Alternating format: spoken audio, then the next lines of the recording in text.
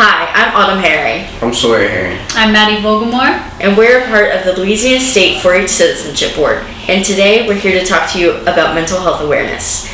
Our board takes care of civic engagement, cultural, and service learning education.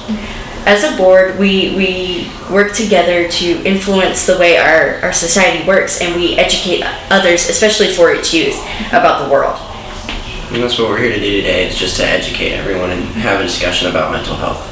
It's something that's real that people don't understand. It's like a monster, like something in the back of your head. It's not fun to talk about, and people don't talk about it.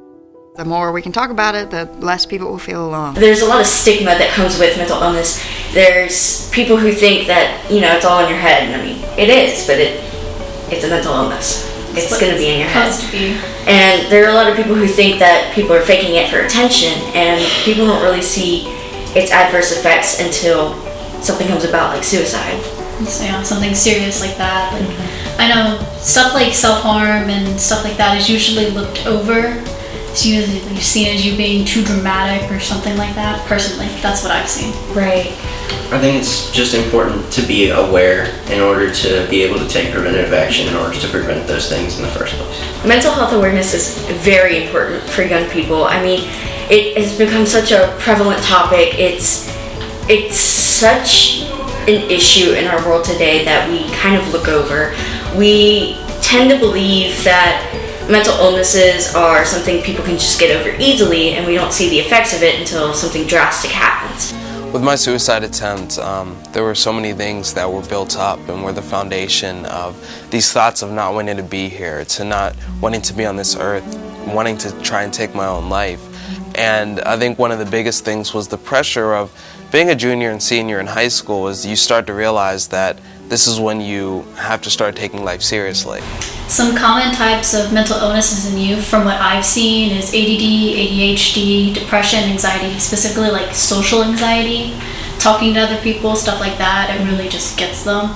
I've also seen a lot of eating disorders, unfortunately. A lot of friends and people I've met have suffered from that. But they suffered from like body imagery issues. Honestly, I just don't really feel comfortable in my own skin sometimes.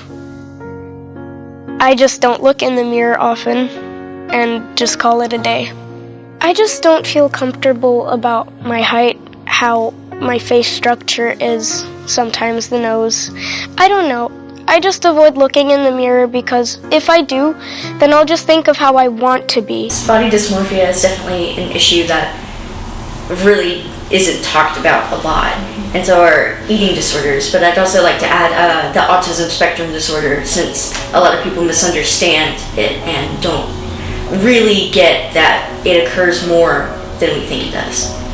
Especially because in recent studies they found out that autism spectrum disorder occurs in high amounts when a person has ADHD, especially if they're female.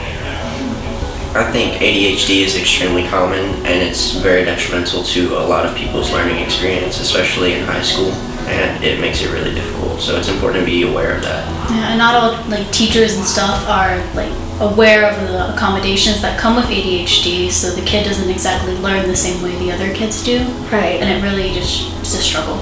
I think that is definitely something that we as a society need to talk about, we need to explore, we need to advocate for, is the different types of mental illnesses, and we need to educate our society about them.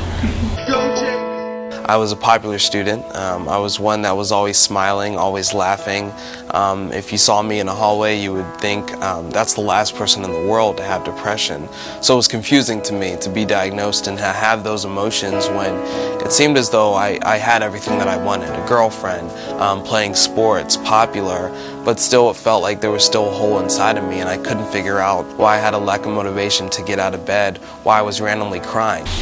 The primary contributing factors for mental illness, I would say, are our environment, genetics, and oh goodness, there's so many.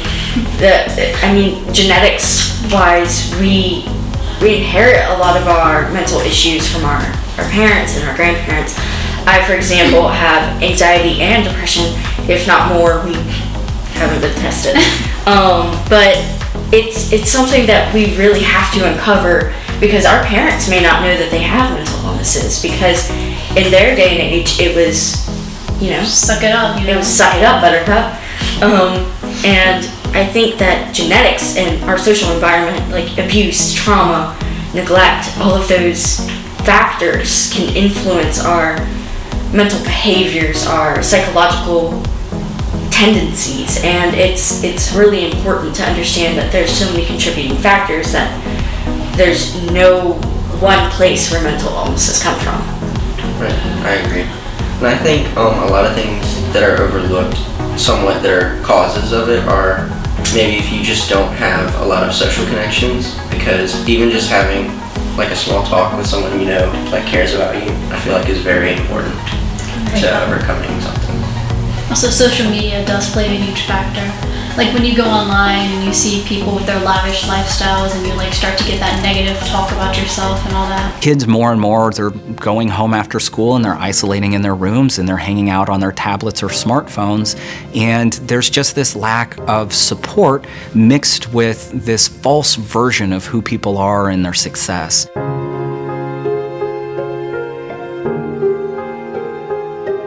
We definitely have a culture of perfection on social media, in that we're trying to show our best lives even if we don't feel like we're living it. There's also you can compare yourself in real life, and I say real life, but you can compare yourself to others. You can feel isolated and alone, and I feel like that's definitely something that is not talked about a lot. Bullying and cyberbullying is a very common talked about issue, but it's not often you find people who actually live their life in a way to bring others up. I think our world, our society has bent on rising to the top and not caring about anybody else. 50% of teens report that they feel addicted to their cell phones.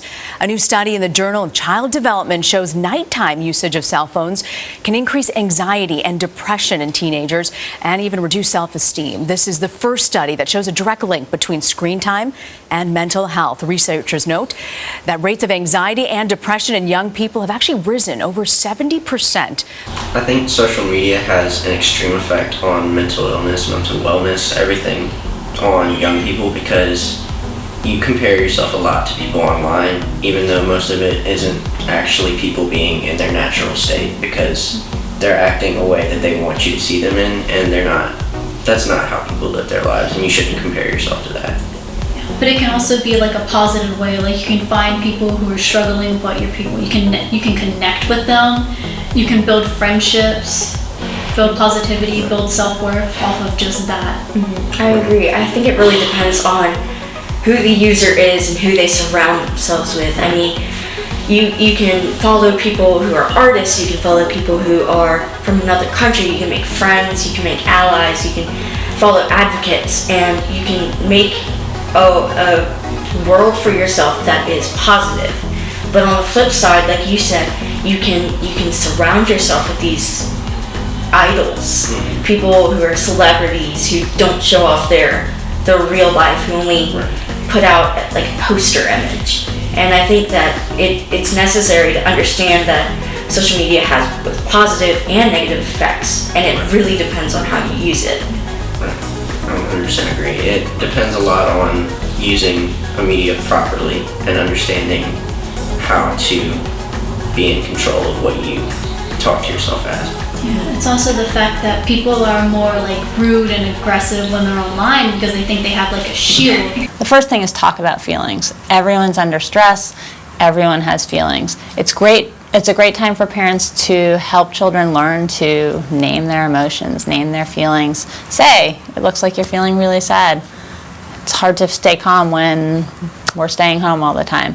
Giving children the words so they can start to use those words for to explain the experience they're having. So some ways that I practice mental health to not let social media really get to me is that when I'm getting really worked up over a comment someone says or something someone posts, I'll just log off and I'll go take a breather moment. Mm-hmm. Sometimes I'll talk it out or write it out with someone. There's that stuff. Those are both very good coping mechanisms. I don't really use social media all that often anymore. But I really follow a lot of neurodivergence, people with ADHD, people with mental illnesses, and I just like to watch their videos because they advocate for themselves, they advocate for, you know, who they are. And I think that I cope by learning about them, and I cope with just taking a breather, and I think that's... I think it's important to know that if you feel yourself going in like a negative path on social media, that you can just remove yourself from the situation and just log off for a bit and take a break and think about everything.